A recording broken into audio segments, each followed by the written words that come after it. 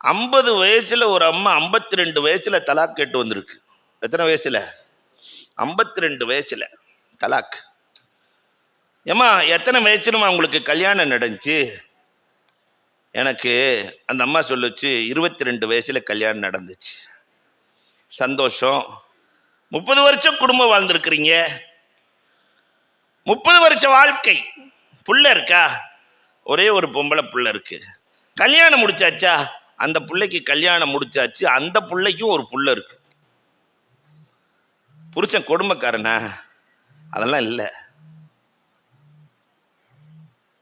தண்ணி அடிப்பாரா? அதெல்லாம் இல்லை. பீடி குடிப்பாரா?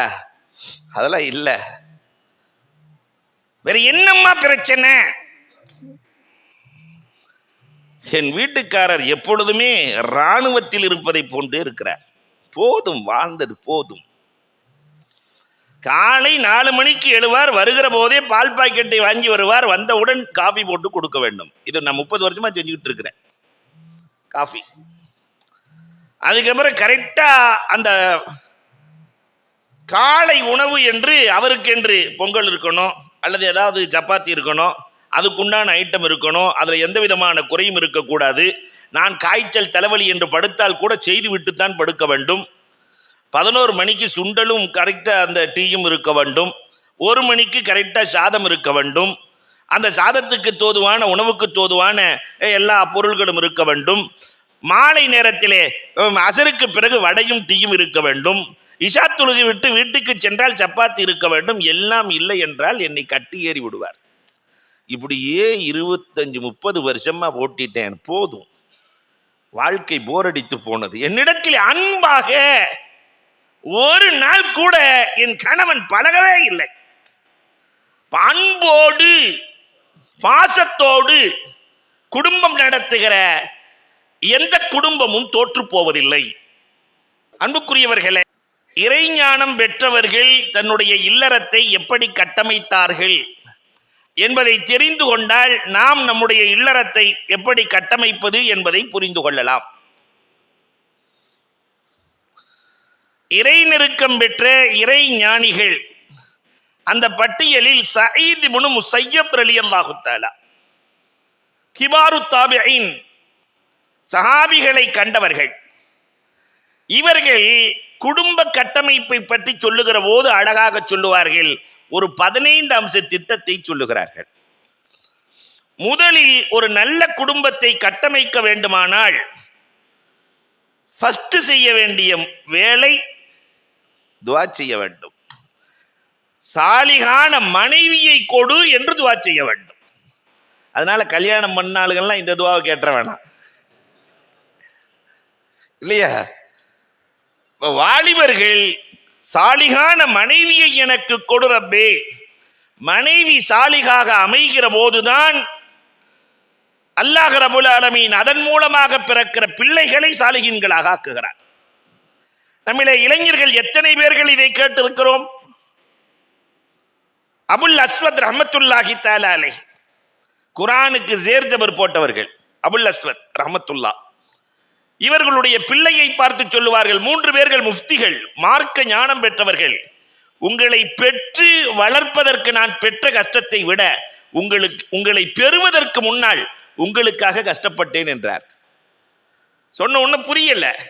எல்லாரும் வளர்க்கறதுக்கு கஷ்டப்படுவாங்க, எங்களை பெறுவதற்கு முன்னால் எப்படி வாப்பா கஷ்டப்பட்டீர்கள்? அப்பொழுதுதான் சொன்னார்கள் அபுல் அஸ்வத் ரஹ்மத்துல்லாஹி தஆலா சொல்லுவார்கள், சாலிகான பிள்ளை வேண்டும் என்பதற்காக நான் இளமையிலிருந்து அல்லாஹ்விடத்திலே அழுவேன், ரப்பே எனக்கு சாலிகான மனைவியை கொடு, மார்க்கப்பட்டுள்ள மனைவியை கொடு, குண அழகு கொண்ட மனைவியை கொடு, மார்க்க அழகு கொண்ட மனைவியை கொடு என்று நான் கேட்டு கேட்டு கேட்டு கேட்டு என் ரப்பு உங்கள் தாயை கொடுத்தான். அந்த தாய் எப்படிப்பட்டவள் தெரியுமா? அவள் சுத்தமான காலத்தில் ஒரு நாள் கூட தஹஜ்ஜத்தை விட்டதில்லை. அன்புக்குரியவர்களை எண்ணி பார்க்கிறோம். அந்த தாய் எனக்கு கிடைத்ததால் நீங்கள் 3 பேர்களும் முத்துக்களாய் மாறினீர்கள். அப்ப எங்கிருந்து துவங்குகிறது? இல்லற கட்டமைப்பு என்பது சாலிகான மனைவியிலிருந்து துவங்குகிறது. ஆதம் அலைஹிஸ்ஸலாத்திற்கும் அங்கிருந்து தானே துவங்கியது, அம்மாவிலிருந்து துவக்கம் இல்லை.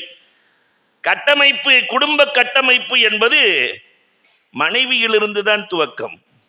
அதுவும் ஆதம் அலைஹிஸ்ஸலாத்தினுடைய விலா எலும்பிலிருந்து. இதயம் இடது பக்கம் இருக்கிறது, இடது பக்க விலா எலும்பிலிருந்து ஹவ்வா படைக்கப்பட்டார்கள். மனைவியை எப்பொழுதும் இதயத்திற்கு கீழ் வைத்திருக்க வேண்டும் என்பதற்காக, இல்லையா? என்ன அழகாக அல்லாஹ் ரப்புல் ஆலமீன் கட்டமைத்து படைத்திருக்கிறார். இரண்டாவது துஆ செஞ்சாச்சு. அல்லாஹ் ரப்புல் ஆலமீன் சாலிகான மனைவியை நமக்கு கொடுத்து விட்டான் என்றால் அடுத்த கட்டம் அந்த சாலிகான மனைவியோடு அன்பாய் குடும்பம் நடத்த வேண்டும். வேற ஒண்ணுமே தேவையில்லை. மனைவி கணவனிடத்தில் என்ன எதிர்பார்ப்பாள் தெரியுமா? ரெண்டு தான். அவ பேசுறத கேட்கணும், அவள்கிட்ட கொஞ்ச நேரம் பேசணும், அவ்வளவுதான். பெண்களும் இருக்கிறாங்க. கணவன் பேசவில்லை என்றாலும் கோபிப்பாள். கணவன் பேசணும். ரெண்டாவது அவ பேசுறத கேட்கணும், காது கொடுத்து கேட்கணும். சில கணவன்மார்கள் இருக்கிறாங்க, பேச ஆரம்பிச்சோன்னா கடைசியா என்ன சொல்ல வர்ற, என்ன ஆரம்பிக்கவே இல்லையம்மா, இல்லையா? கடைசியா என்ன சொல்ல வர்ற, அவளுக்கு அந்த வாய்ப்பையே வழங்காத கணவன்மார்கள் நிறைய இருக்கத்தான் செய்கிறார்கள். அன்போடு பாசத்தோடு குடும்பம் நடத்துகிற எந்த குடும்பமும் தோற்று போவதில்லை. அதனால நான் அடிக்கடி சொல்றது உண்டு, ஷேக் ஷாதி அவங்கள படிச்சுக்கிட்டே இருக்கணும். ஷேக் ஷாதியினுடைய வரலாறுகளை படித்துக்கொண்டே இருக்க வேண்டும். 1000 உதாரணங்கள். சக்கராத் ஹாலில் இருக்கிற ஷேக் ஷாதிகிட்ட போய் கேட்கிறாரு, ஏதாவது உபதேசம் பண்ணுங்களேன்னு. இப்போ ஷேக் ஷாதி சொன்னாரா மாணவருக்கு, இப்போ பொதுவாக ஷேகுமார்களுடைய எல்லா நடைமுறையும் நம்முடைய வாழ்க்கைக்கான படிப்பினை தானே. வாயை திறந்து காட்டினாரா ஷேக் ஷாதி, சக்கராத் ஹாலில் படுத்துக்கிட்டு வாயை திறந்து காட்டி இதை பார்த்துக்கோ நடந்துக்கோன்னாராம். போன முறியதுக்கு ஒன்றுமே புரியல. வாய்க்குள்ள என்ன இருக்கு, ஏதாவது பேச்சுனா தானே தெரியும். இல்லை வாயை பார்த்து உனக்கு புரியலையா? 20 வருஷத்துக்கு முன்னாடி இருந்த வாய்க்குள்ள இருந்த பல் இப்போ இருக்கா? இல்லை. பக்கத்தில் இருந்த நாக்கு இருக்கா? இருக்கு. கடினமாக இருந்த பல் காணாமல் போனது. மென்மையாக இருந்த நாவு இன்றும் இருந்து கொண்டுதான் இருக்கிறது. கடினத்தால் எதையும் செய்ய முடியாது. கடினமாக இருக்கிற பல் காணாமல் போய்விடும். மென்மையோடு நடந்து கொள், வாழ்க்கையில் எல்லா சிறப்பையும் பெற்று விடுவாய். வாழ்க்கைக்கான தேவையை ஒற்றை வரியில், இத ஷேகுமார்கள் ஒருத்தன் 100 வருஷம் படிக்க வேண்டியத நூல் இலையில் 2 வார்த்தையில் முடித்து விடுவார்கள், இல்லையா? ஆரஞ்சு பாவாட்ட ஒருத்தர் வந்து கேட்கிறாரு, நம்ம பார்த்தது நான் எப்படி வாழணும்னு. எவ்வளவு பெரிய கேள்வி தெரியுமா? நான் எப்படி வாழணும்? ஆரணி பாபா ஒரே வார்த்தை சொன்னாங்க, புளியம்பழம் மாதிரி வாழ்ந்துக்கன்ட்டாங்க. புளியம்பழம் மாதிரி வாழ்ந்துக்க, ஒரே வார்த்தை. பழம் தோளில் ஒட்டாது, தோல் பழத்தில் ஒட்டாது. புளியம்பழத்தை பார்த்துருக்கீங்களா? உள்ள இருக்கக்கூடிய பழம் எதுல ஒட்டாது, ஆனா உள்ளதான் வாழுவாங்க. துன்யாவில் வாழ வேண்டும், துன்யாவோடு ஒட்டாமல் வாழ வேண்டும்.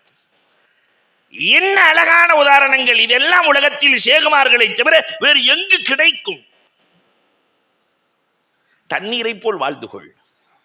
குடும்பத்தில் வாழ்க்கையில தண்ணி மாதிரி இருக்கணும், இல்லையா? தண்ணிக்கு எவ்வளவு குணங்கள் இருக்கிறது தெரியுமா? அழகான குணங்கள்.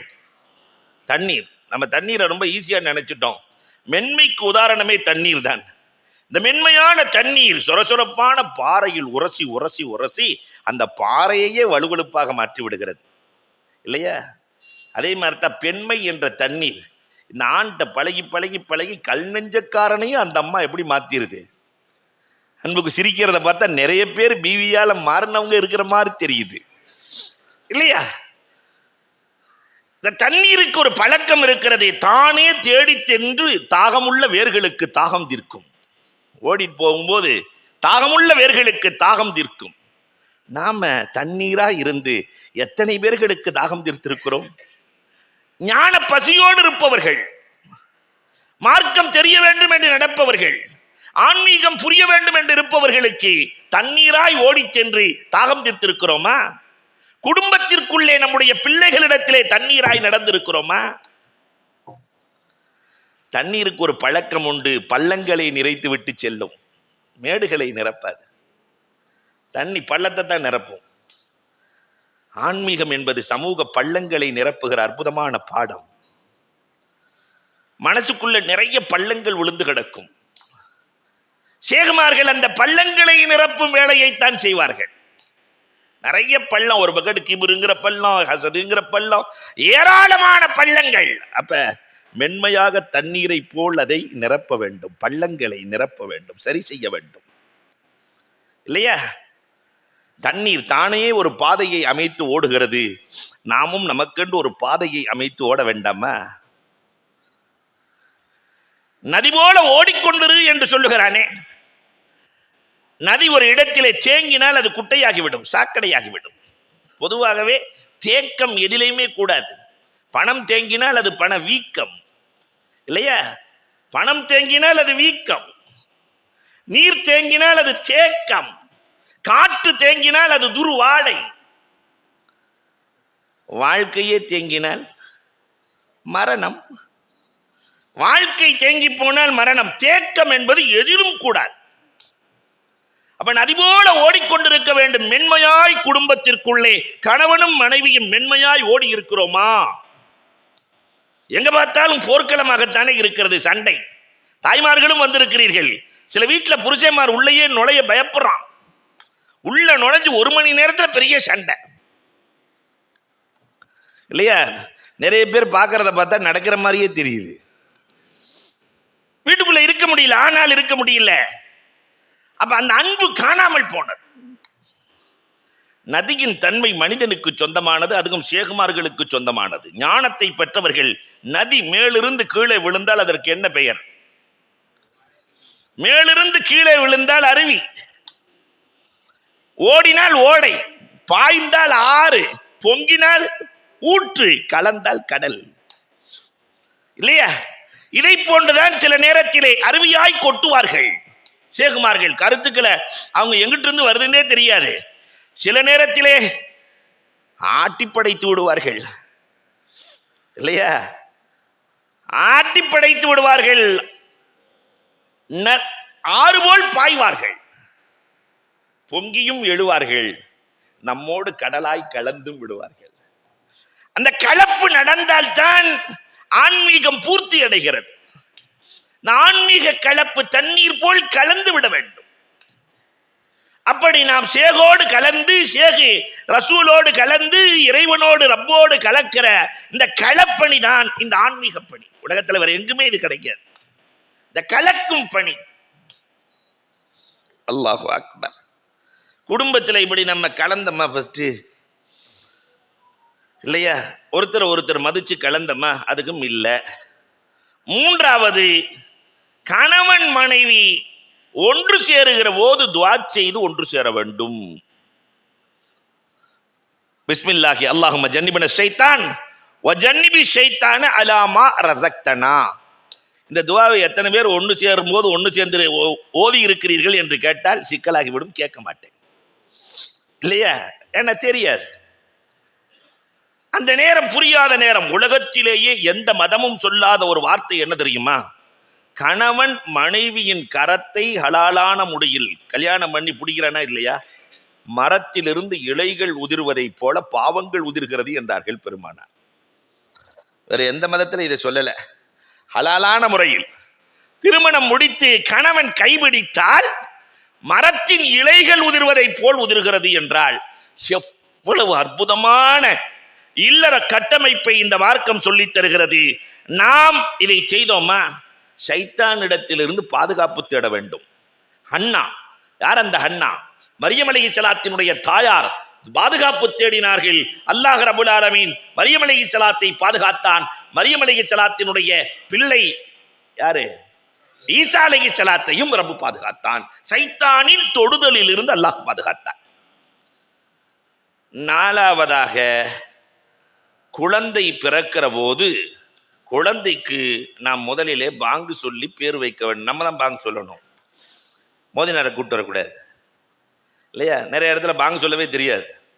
சில பேருக்கு ஐயலச்சலாம் வரவே வர இல்லையா? ஹைங்கிறது வராது, கையின்னே சொல்லுவாங்க. கையாலசலா கையாலசலா, அந்த கையை கொண்டு போய் தூக்கி போடு. அல்லாஹு அக்பர். அன்பிற்குரியவர்களே, மாங்கு சொல்லி 7வது நாள் பெயர் வைத்து அக்கீக்கா கொடுத்து, ஆணாக இருந்தால் 2 ஆடு, பெண்ணாக இருந்தால் 1 ஆடு அக்கீக்கா கொடுத்து நல்ல பெயரை சூடி முடியிருக்கிற அளவிற்கு தர்மம் செய்து விட்டால் அந்த குழந்தையை பாதுகாக்கிற பொறுப்பை அல்லாஹ் எடுத்துக் கொள்ளுகிறான். சிறந்த கட்டமைப்பை அல்லாஹ் உருவாக்கி தருகிறான். ஆனா இது இன்னைக்கு இந்த சமூகம் மறந்து போச்சு. வித்தியாசமான சமூகமாக மாறி போயிருக்கிறது. குழந்தைக்கு அல்லாஹு அக்பர் பெயரை கேட்கறது இருக்கே, ஒவ்வொரு அஜர்த்திட்டையும் 10 பேர் வாங்கி வச்சுக்க வேண்டியது. கடைசியில் நெட்டை பார்த்து ஏதோ ஒரு பேரை வச்சிட வேண்டியது. சமீபத்தில் ஒரு 3 நாளைக்கு முன்னாடி ஒரு பிள்ளைக்கு பேர் வச்சிருக்காங்க அல்மா. என்னம்மா கொஞ்சம் அழுத்தி சொன்னா அழுமா, அல்மா. இது அல்மாங்கிறது எதுல சேர்ந்தது? டிக்ஷனரியில கூட டிக்ஷனரி திணறுகிற அளவிற்கு பெயர். அல்மா என்றால் நாங்க பார்த்தோம் அந்த இதெல்லாம் இப்ப நமக்கு ஒரே இமாம் தான். 4 இமாம்லாம் இன்னைக்கு போயிட்டாங்க. இப்ப இருக்க ஒரே இமாம் கூகுள் ரஹ்மத்துல்லாஹி அலைஹி இல்லையா? அந்த கூகுள் இமாம்கிட்ட கேட்டோம்னா அவங்க சொல்றாங்க, அவங்க என்ன சொல்றாங்களோ அதை கேட்டுதான் வைக்கிறாங்க. இப்ப இமாம்கள்லாம் எல்லாம் கைவிட்டாச்சு. இன்னைக்கு வருங்காலத்துல பிள்ளைகள்கிட்ட இமாமுக்கு பேர் என்னண்டாக்கா கூகுள்ன்றோம். கூகுள் ரஹ்மத்துல்லாஹி தான் சொன்னாங்க. அல்லாஹு அக்பர். பேர் வைக்கிற முறைகள் காணாமல் போனது. அப்ப இதை சரியாக செய்ய வேண்டும். 5வதாக குழந்தைக்கு பேர் வைத்ததற்கு பிறகும் ரப்பிடத்திலே மீண்டும் ரப்பனா இஜ்அல்னா ரப்பி ஜஅல்னி முகீமஸ் ஸலா வ மின் துர்ரியதி, நபிமார்கள் கேட்டிருக்கிறார்கள், யா அல்லாஹ் என்னையும் தொழுகையை நிலைநாட்டுபவராக, என் பிச்சலங்களையும் தொழுகையை நிலைநாட்டுபவராக ஆக்கி தருவாயாக, மார்க்கத்தோடு வாழ தௌஃபீக் செய்வாயாக என்று பெற்றோர்கள் துஆ செய்து துஆ செய்து துஆ செய்து துஆ செய்து வளர்க்க வேண்டும். இதை செஞ்சிருக்கிறோமா? அதனாலதான் இன்னைக்கு எப்படி ஆயிடுச்சுன்னு சொன்னா, பிள்ளைகள் இன்றைக்கு பெற்றோர்களை மிஞ்சி போகிற அளவிற்கு, பிள்ளைகள் என்ன சொல்றாங்களோ அதைத்தான் யாரு கேட்கிற அளவுக்கு மாறி போச்சு. பெற்றோர்கள் கேட்கிறார்கள். பெற்றோர் சொல்வதை கேட்ட காலம் நம் காலம். அது மாறி இன்றைக்கு பிள்ளைகள் பேச்சை கேட்கிற காலத்தில் மாறி போனதற்கான காரணம் என்ன? ரப்போடு இணைவதை நாம் கைவிட்டு விட்டோம். அல்லாஹ்வோடு சேருவதை நாம் கைவிட்டு விட்டோம். அவுரங்கசீப் ரஹ்மத்துல்லாஹ்வுடைய வரலாறுல பார்த்தா அதிசயம். சின்ன சின்ன பிள்ளைகள் எல்லாம் ரப்பை விளங்கி வைத்திருந்தார்கள், அல்லாஹ்வோடு இணைந்திருந்தார்கள். 13 வயதிலே ஒரு சிறுவனுக்கு மன்னர் பட்டம் கொடுக்கிறார்கள், சிற்றரசர். ஊரே எதுக்குது, அவுரங்கசீப் போய் இவருக்கு கொடுத்திருக்கிறாரு. பெரிய பெரிய ஆட்கள் எல்லாம் இருக்கிறார்கள், இந்த சின்ன பையன் சிற்றரசன வாங்கன்னு அவுரங்கசீப் கூப்பிட்டு, உனக்கு நீச்சல் தெரியுமா? தெரியாது. ஒரு கிணறுக்குள்ள அவுரங்கசீப் ரஹ்மத்துல்லாஹ் அந்த பையனுடைய 2 கையை முடிச்சு கிணத்துக்குள்ள போடுறதுக்காக அந்த கிணத்துக்குள்ள உள்ள விட அந்த பையன் சிரிக்கிறான். கிணத்துக்குள்ள விழுக போறவன் சிரிக்கிறான். அவுரங்கசீப் ரஹ்மத்துல்லாஹ் கேட்டாங்க, ஏண்டா நீ விழுந்து சாக போற, சிரிக்கிறாயே, எதை நம்பி நீ சிரிக்கிறாய்? மன்னரே, என் கை யார் கையோடு இருக்கிறது தெரியுமா? இந்த நாட்டையே காப்பாற்றுகிற மன்னரின் கையோடு என் கை இருக்கிறது. நான் ஏன் கவலைப்பட வேண்டும்? இந்த நாட்டையே காப்பாற்றுகிற மன்னன் என் மன்னன், அவன் என் கையை பிடித்திருக்கிறான், நான் ஏன் கவலைப்பட வேண்டும்? அழுதார்கள். என் கையையும் ரப்போடு சேர்த்து விட்டால் நான் ஏன் கவலைப்பட வேண்டும்? நம் கையை ரப்போடு இணைத்தோமா? ரப்பு சொன்ன வழியில் நடந்தோமா? அதற்காக துஆ செய்தோமா? நம்முடைய பிள்ளைகளுக்கு இந்த வழியை காட்டினோமா? அறவே இல்லை. அந்த வழியை காட்டுகிற வேலையைத்தான் இந்த கான்காக்கள் செய்கிறது. அல்லாஹு அக்பர். 6வதாக குழந்தைக்கு இல்லற கட்டமைப்புக்கு ரொம்ப ரொம்ப ரொம்ப ரொம்ப முக்கியம், குர்ஆனை கற்றுக் கொடுத்து விட வேண்டும். குழந்தை உருவாகும் போதே குர்ஆனை கற்றுக் கொடுத்து விட வேண்டும். சிறு வயதிலேயே 10 வயதிற்குள் குர்ஆனை முடிக்கிற பிள்ளைகள் வழி தவறுவதில்லை. நீங்க எழுதி வைக்கலாம். எந்த பிள்ளைகள் எல்லாம் இங்கேயும் நீங்க பார்க்கலாம். விழுப்புரத்துல நீங்க நோட்ஸ் எடுங்க. முழு தமிழகத்தினுடைய வரலாறையும் பாருங்கள். நான் உலகத்தை சொல்லல.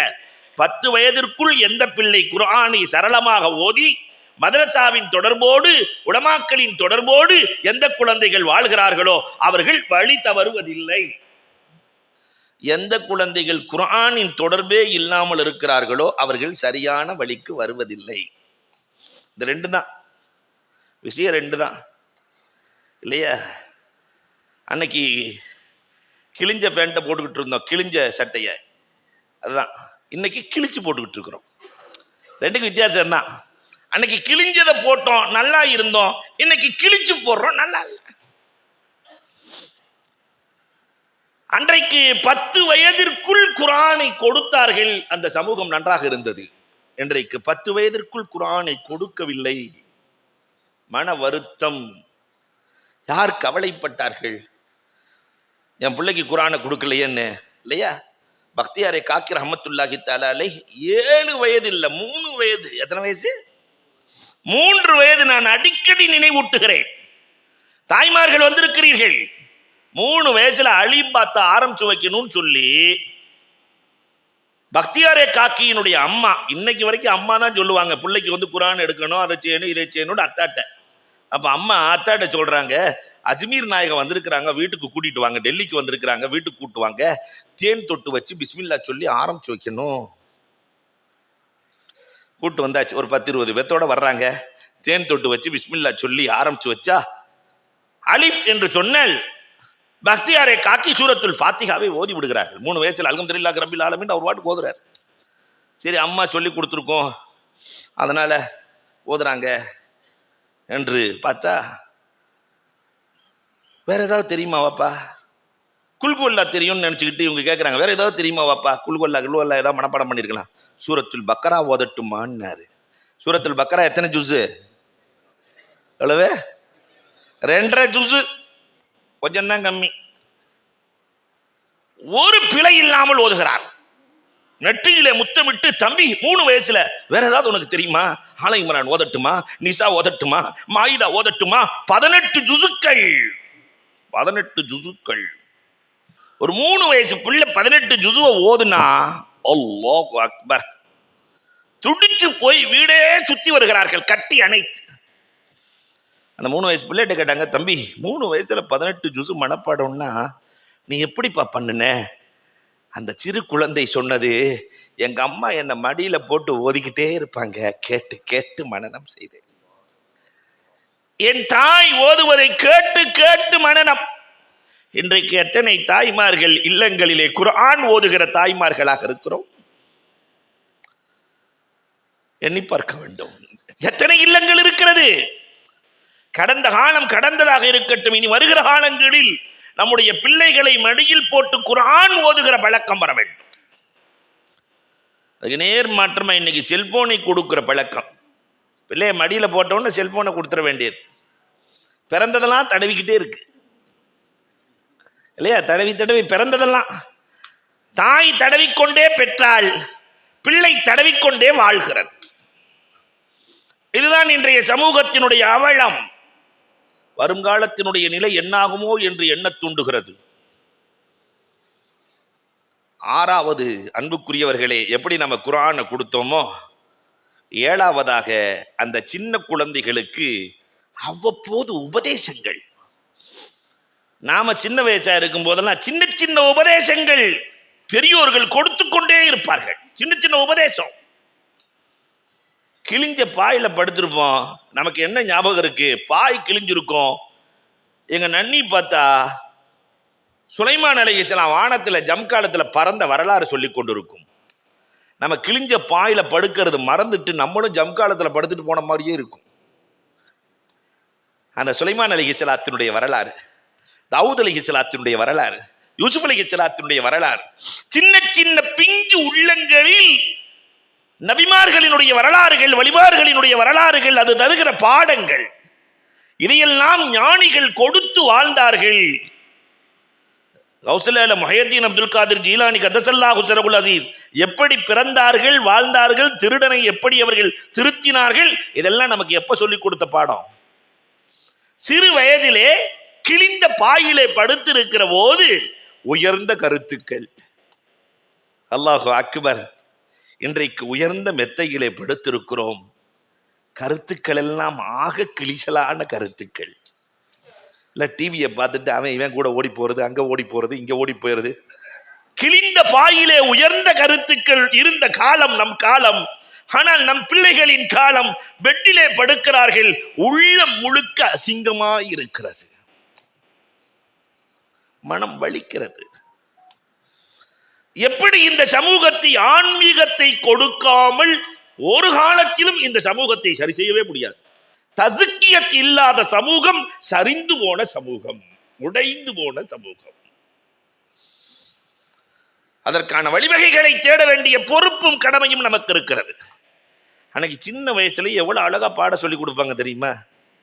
மரத்துல கை விட்டவனும் கெட்டான், கடனுக்கு கடன் பட்டவனும் கெட்டான். எங்க நன்னி சொன்னது, அன்னைக்கு சொன்னது இன்னமும். மரத்துல ஏறி கையை விட்டா என்ன ஆவா? முடிஞ்சு போச்சு. கடனுக்கு கடன் பட்டவன், கடனை வாங்கிட்டு அதை கட்ட முடியாம இன்னொருத்தண்ட வட்டிக்கு வாங்கி, அந்த வட்டியை கட்ட முடியாம இன்னொருத்தண்ட வாங்கி, அதை என்ன அழகா சொன்னாங்க பார்த்தீங்களா? கடனுக்கு கடன் பட்டவனும் கெட்டான், மரத்தில் கை விட்டவனும் கெட்டான். இதெல்லாம் நம்ம சின்ன பிள்ளையா இருக்கும்போது சொன்னது, இந்த 5 வயசுல சொல்லி கொடுத்தது.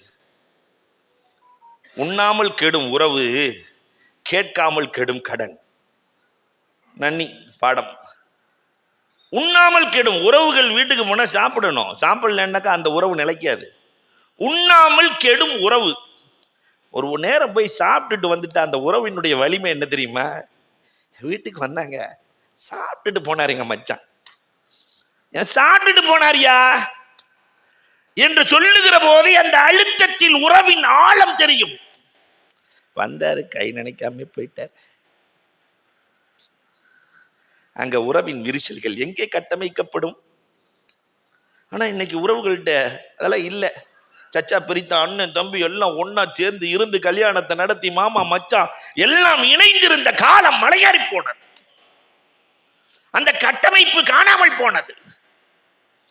கடனை கொடுத்துட்டு கேட்கலன்னா அல்ஹம்துலில்லாஹ்னு போட்டுருவான், கேட்டாலே கொடுக்க மாட்டேங்கிறான் இப்ப இல்லையா? கடனை கொடுத்துட்டு கேட்காமல் கெடும் கடன். எவ்வளவு ஆழமாக அவங்களுடைய வாழ்க்கை வரலாறு வகுப்பறைக்குள் நுழைந்ததே இல்லை, ஆனால் வாயை திறந்தால் பாடமாய் வந்தது. வகுப்பறைக்குள்ள போனதே இல்லை. நம்ம வயசான பெரியவங்களாம் இன்னைக்கு இருக்கிறாங்க, 80-85 வயசு. அவங்கெல்லாம் பள்ளிக்கூடத்திற்கு மழைக்கு கூட ஒதுங்கியதில்லை. வாயை திறந்தால் அத்தனையும் பாடம் தான் இல்லையா? காய்கறிக்கார மாட்ட சண்டை, காய்கறிக்கார மாட்டேன். அங்க வரும்போதே கீரையெல்லாம் காயெல்லாம் பரத்தி போட்டு பெருசா காட்டும் அந்த அம்மா. வீட்டுக்கு வந்தோடனே இந்த கிழவி எல்லாத்தையும் சுருக்கிட்டு இவ்வளவுதானே அப்படின்றீங்க. அந்த உறவுகளை நம்ம பார்த்தா அவ்வளவு சந்தோஷமா இருக்கும். 5 ரூபா சொன்னாக்கா 1 ரூபாய்க்கு கேட்பாங்க, கடைசியில் 1.5 ரூபாய்க்கு வாங்கிடுவாங்க. அவ்வளோ கஷ்டப்பட்டு வாங்கினதுக்கு பின்னாடி தூக்கி விடும்போது அந்த அம்மா லேசா ஒரு ஆட்டம். என்ன நீ புள்ளத்தாச்சியா, சாப்பிடாம வந்துட்டியா? மதம் பார்க்கவில்லை, ஜாதி பார்க்கவில்லை, இனம் பார்க்கவில்லை, எதுவும் இல்லை. புள்ளத்தாச்சியா, சாப்பிடாம வந்துட்டியா? உட்கார். தோசை இட்லி எல்லாம் யாருக்கு? வெளியே உட்கார வச்சு சாப்பிட வச்சு. ஏம்மா 50 பைசாவுக்கு 1 ரூபாய்க்கு அவ்வளவு சண்டை போட்ட, 10 ரூபா தோசை இட்லி கொடுத்து அனுப்பி இருக்கிறியே. அன்றைக்கு சொன்ன வார்த்தைகள். வியாபாரத்தில் கணக்கு பார்க்காதவன் கெட்டான், புண்ணியத்தில் கணக்கு பார்த்தவன் கெட்டான். வியாபாரம் வேறு, புண்ணியம் வேறு. நான் முதலில் பார்த்தது வியாபாரம், இப்பொழுது பார்ப்பது புண்ணியம். வியாபாரத்துல கணக்கு பார்க்கலன்னா கேட்டான், புண்ணியத்துல கணக்கு பார்த்தா கேட்டான். என்ன வார்த்தைகள்! இந்த ஞான கருத்துக்கள் இதெல்லாம் எங்க இருந்து கிடைச்சு தெரியுமா? கொஞ்சம் யோசிச்சு பார்த்தா எல்லாம் ஷேகுமார்களின் வாய்வரி கருத்துக்கள் தான். அவங்களுக்கு வேற எதுவும் பள்ளிக்கூடம்லாம் இல்லை. ஷேகுமார்கள், இறைநேசர்கள், வழிமார்கள் சொன்ன சொல்லின் கருத்துக்கள் அவர்களின் வாழ்க்கையில் பதிந்தது, வரலாறாய் மாறியது. தொட்ட எல்லாம் உபதேசங்கள் தான். ஆனா இன்னைக்கு நம்முடைய பிள்ளைகளுக்கு உபதேசமே இல்லாத பிள்ளைகள். இதை கேட்டு போய் அஜர்த்து உபதேசம் செய்ய சொல்லி இருக்காருன்னு போய் பசங்களை எல்லாம் உட்கார்றா அப்படின்னு உபதேசம் செய்ய ஆரம்பிச்சிங்கன்னு வச்சுக்கோங்க, நேற்று வரைக்கும் வாப்பா நல்லா தானே இருந்தாரு,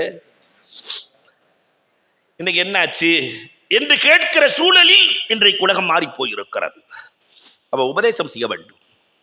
8வது குடும்ப கட்டமைப்புக்கு மிக முக்கியம், பிள்ளைகளை ஒரு பிள்ளைக்கு முன்னால் இழிவுபடுத்தி பேசிவிடக்கூடாது. சயீத் இப்னு முஸையப் ரஹ்மத்துல்லாஹி அழகாக எழுதுகிறார்கள், 2 புள்ள 3 புள்ள 4 புள்ள இருக்கா, ஒருவரை ஏளனமாக ஆக்கி இன்னொருவரை தூக்கும் வேலையை பெற்றோர் செய்யக்கூடாது. இது குழந்தைகளுக்கு மத்தியில் பாகுபாட்டை உருவாக்கிவிடும். ஹசன் ஹுசைன் ரலியல்லாஹு 2 பேர் சண்டை போட்டுட்டு இருக்கிறாங்க. ஹசன் ஹுசைன் ரலியல்லாஹு தஆலா, ஃபாத்திமா ரலியல்லாஹு தஆலா வர்றாங்க. 2 பேரும் சொல்றாங்க, என்ன இவர் அடிச்சிட்டாரு என்ன அவர் அடிச்சிட்டாருன்னு. உட்கார்ந்து 2 பேர்த்தையும் 2 மடியில உட்கார வச்சுக்கிட்டு ஃபாத்திமா ரலியல்லாஹு அழுதார்களாம். தாய் அழுதார்கள். ஏம்மா அழுகிறீங்க? 2 பேரும் சண்டை போட்டதை மறந்துட்டாங்க. ஏம்மா அழுகிறீங்க? அல்லாஹு அக்பர். அப்ப அந்த தாய் சொன்னார்கள், நாளைக்கு அல்லாஹ் மறுமையில சொர்க்கத்து தலைவி ஃபாத்திமா, உனக்கு குழந்தை வளர்க்க தெரியலையே நல்லா கேட்டா நான் என்ன பதில் சொல்ல? 2 பேரும் சண்டை போடுற அளவுக்கு நீ குழந்தை வளர்த்த? விட்டு கொடுக்கிற மனப்பான்மை உன் பிள்ளைகளிடத்தில் இல்லையே என்று என்னை ரப்பு கேட்டால் நான் என்ன பதில் சொல்லுவது என்று தெரியாமல் அழுகிறேன். அன்னைக்கு விட்டாங்க சண்டைய. அந்த தாய் ஆரம்பத்திலேயே ஒரு தவறு நடக்க போகிறது என்றால் அந்த தவறை தடுக்கிற முறை, யாரின் மனதும் வலிக்காமல் 2 பேரையும் சரிசமமாக பார்க்கிற முறை குடும்பத்திற்குள் நடக்க வேண்டும். இன்னைக்கு அது நடந்திருக்கா? அன்புக்குரியவர்களை எண்ணி பார்க்க வேண்டும். 9வது குடும்பத்திற்குள் பேசுகிற போது அன்போடு பேச வேண்டும். அன்பால் தான் குடும்பத்தில் சாதிக்க முடியுமே தவிர, நிறைய பேர் வீட்டில் ஆம்பளைகள்லாம் ஒன்று போலீஸ்காரன் மாதிரியே இருப்பான், உள்ள போன உடனேயுமே எஃப்ஐஆர் போட்டுக்கிட்டே இருப்பான். வா, நீ இதை செஞ்சது தப்பு, நீ அதை செஞ்சது தப்பு, நீ இப்படி செஞ்சது தப்பு, இனிமேல் இது செய்யக்கூடாது, இது செஞ்சேன்னா உனக்கு 10 நாள் சாப்பாடு தர மாட்டேன். போலீஸ்காரன் மாதிரியே. சில பேர் வீட்டுக்குள்ள நுழைஞ்ச வக்கீல் மாதிரியே இருப்பான் இல்லையா, கேஸை ஃபைல் பண்ணிக்கிட்டே இருப்பான். வேற அன்னைக்கு அதை செஞ்ச அம்மா வேற, இப்படியே போயிட்டே இருக்கும். சில பேர் மிலிட்ரி மேன் மாதிரியே இருப்பான், சில பேர் வாத்தியார் மாதிரியே இருப்பான். பெஞ்சி மேலே ஏறு, தோப்பு கண்ணம் போடு. ஒருத்தனும் வீட்டுக்குள்ள நுழையும் போது தகப்பனா இருக்கிறதே இல்லை. சராசரி தகப்பனாய் ரசூலுல்லாஹி ஸல்லல்லாஹு அலைஹி வஸல்லம் உள்ளே நுழைந்து அன்பையாய் பிள்ளைகளோடு விளையாடியதை போன்று, தன் பிள்ளைகளை தோளில் வைத்து கொஞ்சியதை போன்று, தன் பிள்ளைகளுக்கு அன்பாய் பாடம் சொல்லிக் கொடுத்த நிலைப்பாடுகள் இன்றைக்கு நம் வீட்டில் வந்ததா? எண்ணி பார்க்கிறோம். அல்யனுல் கலாம், இந்த பேச்சிலே லையின் இருக்கும். என்ன சொல்ல மாட்டாங்களா ரசூலுல்லாஹ்? நமக்கு வேற ஏதாவது சொல்ல மாட்டாங்களா? அந்த பிள்ளைகள் ஆர்வத்தோடு ஆரவாரத்தோடு இருப்பார்கள். நம்ம வீட்டில் கதை சொல்லி பழகிட்டோம்னா அந்த புள்ள கரெக்டா வந்து படுத்துக்கும் கையில. சொல்ல மாட்டீங்களா? இன்னைக்கு என்ன சொல்லுங்க பார்க்கலாம். அந்த ஆசையும் அன்பும் பெற்றோரின் மீது, தாய் தகப்பனின் மீது உருவாக்க வேண்டிய வேலையை செய்தோம்னா. 10வது அல் யாத்திதாலு பைன நிசாஇ வர் ரிஜால், ஆண் பெண் பாகுபாடு குடும்பத்தில் கூடாது. இந்த கட்டமைப்பு சரியா உருவாகணும்னா ஆண் பெண் பாகுபாடு கூடாது குடும்பத்துக்குள்ள. ஆனா மகளுக்கும் மகனுக்கும் பாகுபாடு இல்லாமல் நாம் செய்திருக்கிறோமா? யோசிச்சு பாருங்க. இன்னைக்கு கூட ஒரு பஞ்சாயத்து வந்துச்சு, பொம்பளை பிள்ளைக்கு நகை போட்டு கொடுத்தாச்சு வச்சிருத்து அவங்களுக்கெல்லாம் சொத்து கொடுக்க முடியாது, ஆம்பளை பசங்க தான். நவுது பில்லா. இது சரியத்துக்கு மாற்றமாக நீங்க நபி ஆயிட்டீங்களான்னு கேட்டேன் அந்த அவர்கிட்ட, கேட்டவர்கிட்ட. எப்ப நீங்க ரசூலுல்லாஹ் நீங்க, எப்ப நபியா நீங்க? நம்ம சட்டங்களை நாம எடுத்துக்கொள்வதாக இருந்தால் நபியாக இருந்தால் தான் முடியும் இல்லையா? ஆளுக்கு ஆளு சட்டங்களை கையில் எடுக்கிற அவலம் நம் சமூகத்தில் இருக்கிறது. ஆம்பளை புள்ள பிறந்துச்சுன்னு சொன்னா நம்ம பார்த்த உடனேயுமே தெரிஞ்சுக்கும் புள்ள ஆம்பளை பிள்ளையான்னு. வரும்போதே 5 ஸ்டார் சாக்லேட் பறக்கும். இல்லையா? அப்படின்னாவே சரி ஆம்பளை பிள்ளை பிறந்திருக்கு.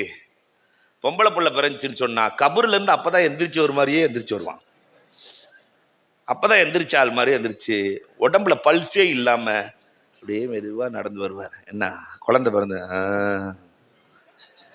அதுல கூட சவுண்ட் இருக்காது. அல்லாவே பெண் பிள்ளை என்றால் புஷ்ரா என்கிறான், சுபச்செய்தி என்கிறான். உனக்கு ஏன் வலிக்கிறது? நாம் பெற்றோர் தான். தமிழ்ல அழகா பேர் வச்சிருக்கிறான், பெற்றோர்.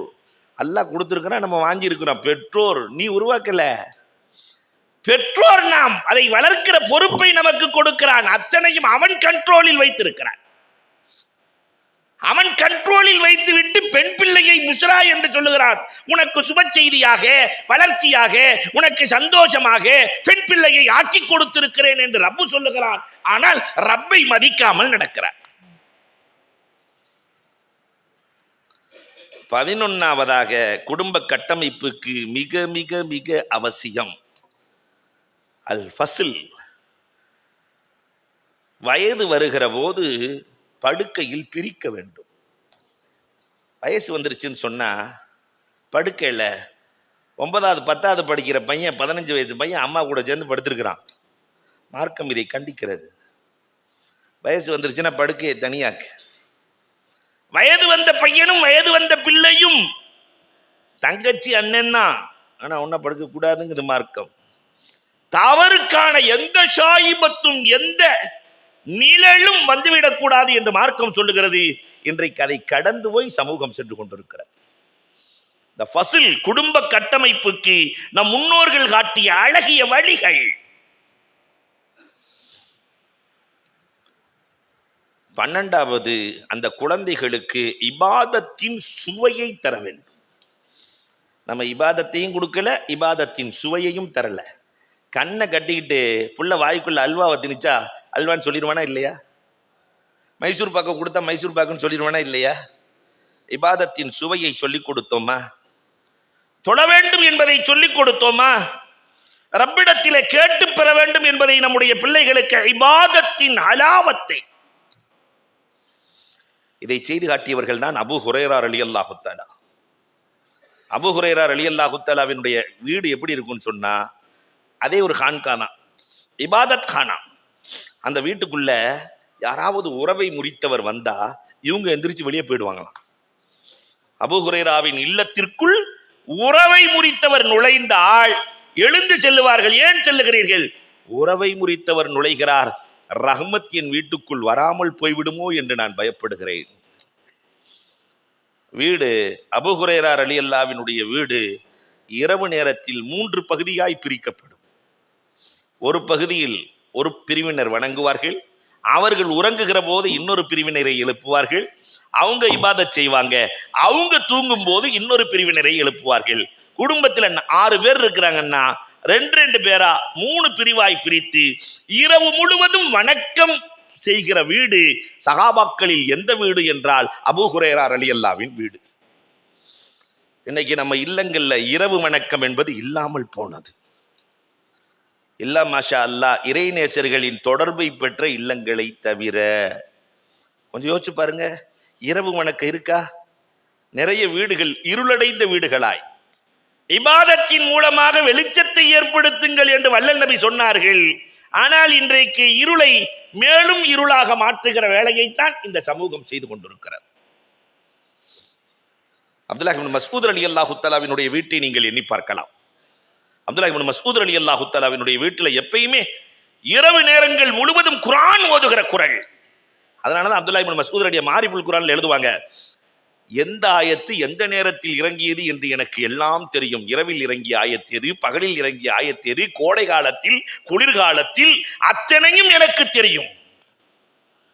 அப்துல்லாஹ் இப்னு மஸ்ஊத் ரலியல்லாஹு தஆலா அந்த பெரிய மனுஷனையே உமர் ரலியல்லாஹு காலத்துல 2 பேரை தூக்கிட்டு வந்தாங்க. உமர் ரலியல்லாஹு இவருக்கு சரியாவே குர்ஆன் ஓத தெரியலன்னு. யார? உமர் ரலியல்லாஹு போய் சொல்லி இருக்கிறாங்க, ஒரு கிழவன் இருக்கிறார், ஒரு கிழவன் குர்ஆன் சரியா ஓத தெரியாத கிழவன். உமர் ரலியல்லாஹு சொன்னாங்களா, என் ஆட்சியில் குர்ஆன் ஓத தெரியாத ஒருவரா? இந்த கேள்வி இப்ப நம்ம சொல்லணுமா? நாம இருக்கிற காலத்துல குர்ஆன் ஓத தெரியாத ஒரு ஆளு விழுப்புரத்துல இருக்கா அப்படின்னா 50 பேர் ஓத தெரியாத ஆளா தான் இருக்கும். கேட்கவே முடியாது. அப்ப எல்லோரும் ஓத தெரிந்தவர்களாக இருந்தார்கள். அது யார் அந்த கிழமை தூக்கிட்டு வாங்க, நேரம் அப்துல்லா இப்னு மசூத் ரலியல்லாஹு கொண்டு வந்து நிறுத்திட்டாங்க. இப்படி உமர் ரலியல்லாஹு பார்த்த உடனே பயந்து போயிட்டாங்க, இவருக்கு குர்ஆன் ஓத தெரியலையா? ஒரு நாள் நான், ரசூலுல்லாஹ், அபூபக்கர் ரலியல்லாஹு 3 பேரும் நடந்து சென்றோம். தஹஜ்ஜத் நேரத்தில் இவர் ஓதிக்கொண்டிருந்தார். அதை கேட்டுவிட்டு பெருமானார் சொன்னார்கள், ஜிப்ரீல் எப்படி ஓதி காட்டினாரோ அப்படி ஓதிக்கொண்டிருக்கிறார், அப்படி ஓதிக்கொண்டிருக்கிறார். இவருக்கு குர்ஆன் ஓத தெரியவில்லையா? அல்லாஹு அக்பர். இரவு வணக்கத்தில் அப்துல்லாஹ் இப்னு மஸ்ஊத் ரலியல்லாஹுவை போன்று நான் கண்டதில்லை என்று சகாபாக்கள் சொல்கிறார்களே. நாம இரவு வணக்கங்கள் என்ன செஞ்சிருக்கிறோம்? தஹஜ்ஜத் நேரத்தில் எந்திரிச்சு ஒருத்தர் தக்பீர் கட்டுனா பெருமானார் சொன்னார்கள், வலஅல் மலக்கு ஃபாஹு ஃபீ ஃபீஹி, மலக்குகள் தன்னுடைய உதட்டை இவரின் உதட்டோடு வைக்கிறார்கள். மலக்குகள் உத்தில் உத்தில், இவர் ஓதுறது குல்குவல்லாதான், ஆனா அந்த மலக்கு சொல்றாரு உத்தில் உத்துல் உத்துல் திபுத்த தாபல்லாஹு லக், ஓதுங்கள் ஓதுங்கள், மனமாக இருக்கிறது, உங்கள் வாழ்க்கையை அல்லாஹ் மனமாக்குவானாக. இன்ஷாஅல்லாஹ் தாஜ தொழுதலாமா? அல்லாஹு அக்பர். இது கிடைக்கிற இடம் இந்த இடம்தான், இந்த பாடம் கிடைக்கிற இடம் இந்த இடம்தான். அப்ப நம்முடைய பிள்ளைகளுக்கு இபாதத்தின் சுவை இதை கொடுக்க வேண்டும்.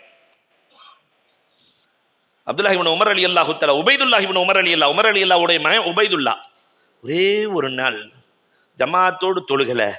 தகப்பனார் 6 மாசம் பேசல. எவ்வளவு நாள்? 6 மாசம். ஒரு நாள் ஜமாத்தோடு தொழுகாததற்காக நம் பிள்ளைகள் பல ஜுமாக்களை விடுகிறார்கள். இபாதத்தின் சுவையை அறியவே இல்லை. பல ஜுமாக்கள் பாழாகி போனது. ஆனால் அந்த கவலையே இல்லையே. இபாதத்தின் சுவையை கொடுக்க வேண்டும். 13வதாக இஸ்திஅதான், அனுமதியை பெற்று உள்ளே வர வேண்டும். பெண்களுக்கு என்ன வேணும்? பெண்கள் ஆண்கள் யாரா இருந்தாலும் அறைக்குள் வருகிற போது அனுமதியை பெற்று வர வேண்டும். உலகத்தில் வேற எந்த மார்க்கமும் சொல்லாத அழகான நியதியை சொல்லித் தருகிறது. அனுமதியோடு நீங்கள் வாருங்கள், சலான் சொல்லி வாருங்கள். 14வது பிள்ளைகளுக்கு அஹ்லாக்குகளை கற்றுத்தர வேண்டும். இன்னைக்கு அஹ்லாக் இல்லவே இல்லை. சலாம் சொல்லுகிற பழக்கத்தை எத்தனை பேர் கற்றுக் கொடுத்துருக்கிறோம்? பிஎஸ்பி ஹஜரத் நான் அடிக்கடி சொல்றது உண்டு. நாங்கள் பாக்கியாத்திலிருந்து ஊருக்கு கிளம்புனோம்னா பிஎஸ்பி ஹஜரத் சொல்லுவாங்க, எங்கள் உஸ்தாத் அல்லாஹ் அவருடைய கபரை சொர்க்கத்தின் பூங்காவனமாக ஆக்குவானாக. அவங்க சொல்லுவாங்க, உங்கள் மாமாவுக்கு சலான் சொல்லிடுங்க, உங்கள் அத்தாவுக்கு சலான் சொல்லிடுங்க, உங்கள் பெரியத்தாவுக்கு சலான் சொல்லிடுங்க. இவங்களெல்லாம் பார்த்துருக்கீங்களா ஹஜரத்? யாரையுமே பார்த்ததில்லப்பா. அப்ப சொல்றீங்க, என் சலாம் உன்னை சலாமத்தாக கொண்டு போய் சேர்க்கும். என்ன வார்த்தை! மதீனாவிற்கு செல்லுகிற போது சலாம் சொல்லி அனுப்புகிறோமே, இந்த சலாம் சலாமத்தாக கொண்டு போய் சேர்க்குமே. ஒரு சலாமுக்கு எவ்வளவு பவர் இல்லையா? இன்னைக்கு வீட்டுக்குள்ள போய் நுழைஞ்சோம்னா பிள்ளைங்க சலான் சொல்ற பழக்கம்லாம் இல்லை. ஆனாலுக்கு செல்போனை வச்சுட்டு உட்காந்துருக்கு. 4 பேர் இருக்கான 4 பேர் இப்படி பார்த்துக்கிட்டு இருக்கிறான். ஒருத்தனை நம்மளை பார்க்குற மாதிரி இல்லை இல்லையா? அகலாக்குகள் குறைந்து போனது. நேராக டிவி பார்த்துக்கிட்டு இருக்கிறான், ஒரு மாதிரியான காட்சியை பார்த்துக்கிட்டு இருக்கிறான். நம்ம போன உடனே ஆஃப் பண்ணிட்டான். அன்னைக்காரன் வந்தான், ஏன்டா ஆஃப் பண்ண? எனக்கு அஜர்த்து கெட்டு போயிடக்கூடாதுன்னு நான் ஆஃப் பண்ணிட்டேன். அஜர்த்து கெட்டு போயிடக்கூடாதுன்னு நினைக்கிறான். எவ்வளவு தெளிவா இருக்கான் பாருங்க. அல்லாஹு அக்பர். சமூகத்தினுடைய நிலைப்பாடு. பார்க்கக்கூடாத காட்சி, பையன் பாத்திரக்கூடாதுன்னு அம்புடு குடும்பமே உட்காந்து பார்க்குது. பையன் பாத்திரக்கூடாதுன்னு போய் தண்ணி எடுத்துட்டு வாடா. அடுத்த நாள் அதே மாதிரி ஒரு காட்சி வந்தோன்னு அவனே கேட்கறான், அப்பா தண்ணி எடுத்துட்டு வரணுமா? விளங்குமா அந்த குடும்பம்? அகலாக்குகள் இன்றைக்கு ரொம்ப மோசத்தில் இருக்கிறது. அகலாக்குகளை உருவாக்க வேண்டும். நிறைவாக அந்த குழந்தைகளுக்கு சமூக அக்கறையை சொல்லிக் கொடுக்க வேண்டும். நீ மட்டும் நல்லா இருந்தா பத்தாதுடா, கூட இருக்கிற எல்லாரும் நல்லா இருக்கணும். சமூகம் குறித்த கருத்துக்களை கொடுத்தாக வேண்டும். இன்னைக்கு அது குறைஞ்சு போச்சு. நம்ம சின்ன பிள்ளையா இருக்கும்போது ஒரு பொருளை கொடுத்து எல்லாம் பகிர்ந்து சாப்பிடுங்கப்பா இப்படின்னு சொன்னோம். இன்னைக்கு அப்படிலாம் இல்லை. டே வெளியே கொண்டு போகாதடா, புடுங்கி தின்றுவானுங்கடா. வெளியே கொண்டு போகாதடா, புடுங்கி தின்றுவானுங்கடா. நீயா தின்ட்டு நீயா சாப்பிட்டுட்டு நீயா படுத்துக்கடா சொல்றமா இல்லையா? இப்ப சமூகத்தை குறித்த அக்கறை எங்கே வரப்போகிறது? யார் எக்கேடு கெட்டு போனால் நமக்கு என்ன என்ற நிலையில் இன்றைக்கு சமூகம் செல்கிறது. அல்லாஹு அக்பர். நான் நரகம் சென்றாலும் பரவாயில்லை, என் உம்மத்து சொர்க்கம் செல்ல வேண்டும், பெருமானாரின் உம்மத்து சொர்க்கம் செல்ல வேண்டும் என்று நினைத்த அஜ்மீர் ஹாஜா மொயினுத்தீன் ஜிஸ்தி ரஹ்மத்துல்லாஹி தஆலா அந்த ஷேகின் வழியாகத்தானே இத்தனை கோடி பேர்களுக்கு ஹிதாயத் இல்லையா? சமூகத்தின் மீது அக்கறை. தொண்டியிலிருந்து ஏன் இங்க வரணும்? புதுப்பட்டினத்திலிருந்து ஏன் இவ்வளவு கஷ்டம்? எதுக்கு? எல்லோரும் சொர்க்கவாசியாக, எல்லோருடைய உள்ளத்திலும் ரப்பை வைக்க வேண்டிய வேலையை அல்லாஹ் ரபுல் ஆலமீன் இதை கபூல் செய்து அருள் புரிவானாக. நம்முடைய சேவையை கபூல் செய்வானாக. ஞானம் நிறைந்த கட்டமைப்பை பெற்ற குடும்பமாக நம்முடைய குடும்பத்தை அல்லாஹ் ஆக்குவானாக. வாஹிரு தஅவானா அல்ஹம்துலில்லாஹி ரப்பில் ஆலமீன்.